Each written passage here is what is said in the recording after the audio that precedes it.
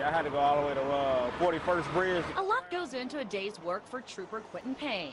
Whether it's responding to a car accident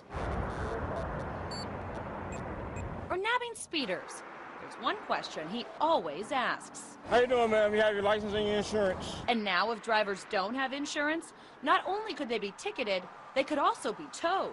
So that means that the violator will have to go get insurance the next day or that day to show insurance verification for you to actually get your vehicle out of the tow yard. One of those tow yards belongs to Jimmy Robertson.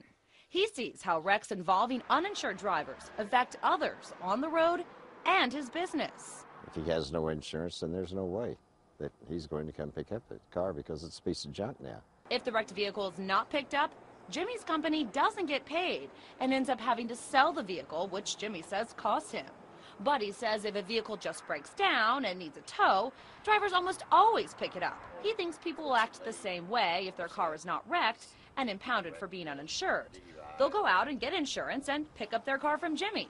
Another bonus, he says? It should lower everyone's insurance costs, and if everybody had insurance. The state's new insurance commissioner, John Doak, says that's right in theory, but it's not really that easy. It really depends on the number of wrecks uninsured drivers have before the rest of us will see our rates lowered. There's a number of folks that have had experiences being hit by an uninsured motorist, and there's ways, this law is a step towards addressing some of those matters. But like many new laws, Doak admits there are road bumps. This is going to be, a proactive measure.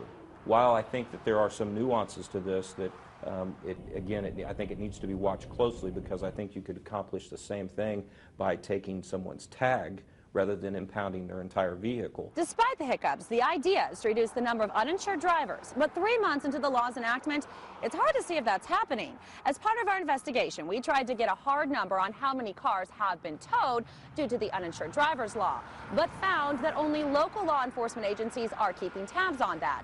There's no state agency that's compiling that list on its own. Jimmy says he's only seen a handful of cars brought in for breaking the new law, but still has faith it will work. I have to buy insurance. You have to buy insurance.